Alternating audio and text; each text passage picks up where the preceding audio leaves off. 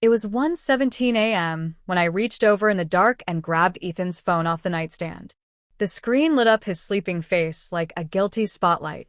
He jolted awake, eyes wide, and the first words out of his mouth were, "Mia, you're so insecure. You need serious help." I froze. My heart was hammering so hard I could feel it in my throat.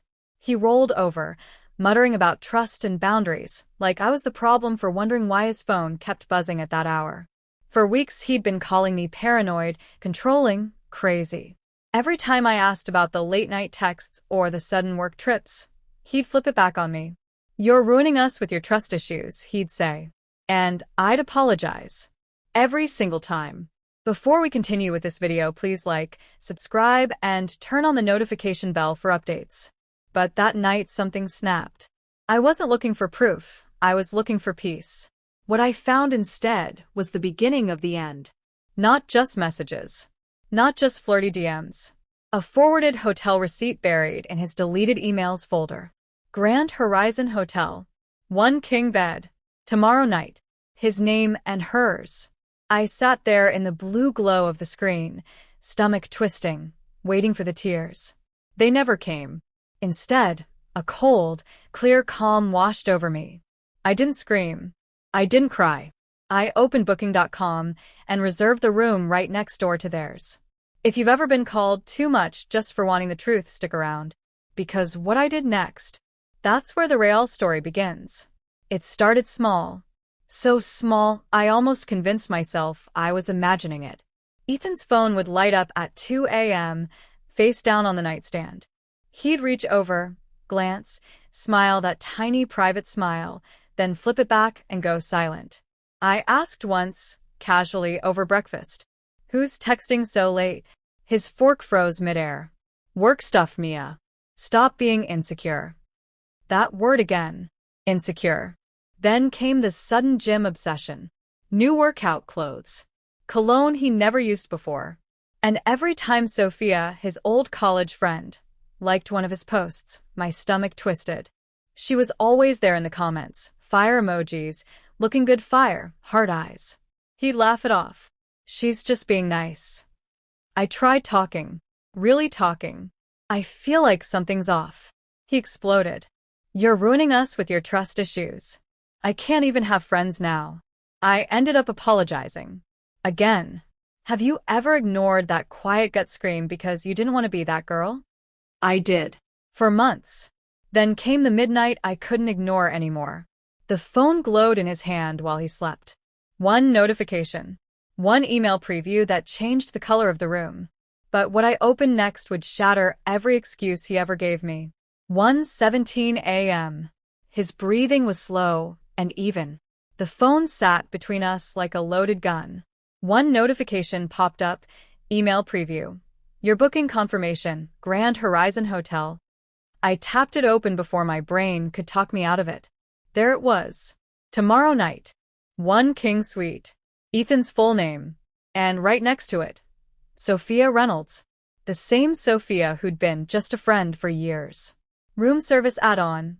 Bottle of champagne, chocolate-dipped strawberries, late-night checkout option. Anniversary vibes. Except our anniversary was 3 months away. My chest caved in. I scrolled up, deleted thread. Forwarded messages. "Can't wait to finally be alone with you." Heart emojis. Plans to make it special. He told me he was going on a solo work retreat to clear his head. Clear his head. Right. Tears burned, but they didn't fall. Rage did something sharper instead. I stared at the screen until the words blurred, then whispered to the dark room. "You called me insecure. You called me crazy." I didn't scream. I didn't throw the phone. I opened a new tab. Booking.com loaded instantly. Have you ever felt betrayal so clean it sharpened you instead of breaking you? I booked room 412. Right next door to 410. They had no idea what was coming. Friday night. Grand Horizon Hotel. I checked in wearing a baseball cap pulled low, oversized sunglasses even though it was dark outside, and a hoodie that swallowed me whole. Room 412. Theirs was 410, thin wall, thin door, thin everything. I could hear them the second I dropped my bag. Laughter. Low voices. The pop of a champagne cork. My stomach flipped, but not from pain anymore. From something colder. Sharper. I ordered room service to their door. Anonymous. Just a single red rose and a note. Enjoy your special night. No name. Watched through the peephole as Ethan opened it, confused, then laughed it off to her. Weird. Must be the hotel. Then I texted him from my burner app. Hey babe, how's the solo retreat going? Miss you already. 3 dots appeared. Disappeared. Appeared again. Nothing sent. I leaned against the wall, ear pressed close, listening to him scramble for an excuse on the phone he thought was safe. The look on his face the next morning at breakfast? Priceless. But I wasn't done yet. Not even close. Sunday morning. Hotel breakfast buffet. I sat at a corner table, sunglasses on, coffee untouched, watching the elevator doors. They stepped out together. Ethan in yesterday's shirt, hair messy. Sophia giggling, arm looped through his. They looked happy, relaxed, like people who'd gotten away with something. I stood up slowly, walked straight toward them. Ethan? My voice was calm, sweet even. He turned. Color drained from his face like someone pulled a plug. Mouth opened. No sound came out.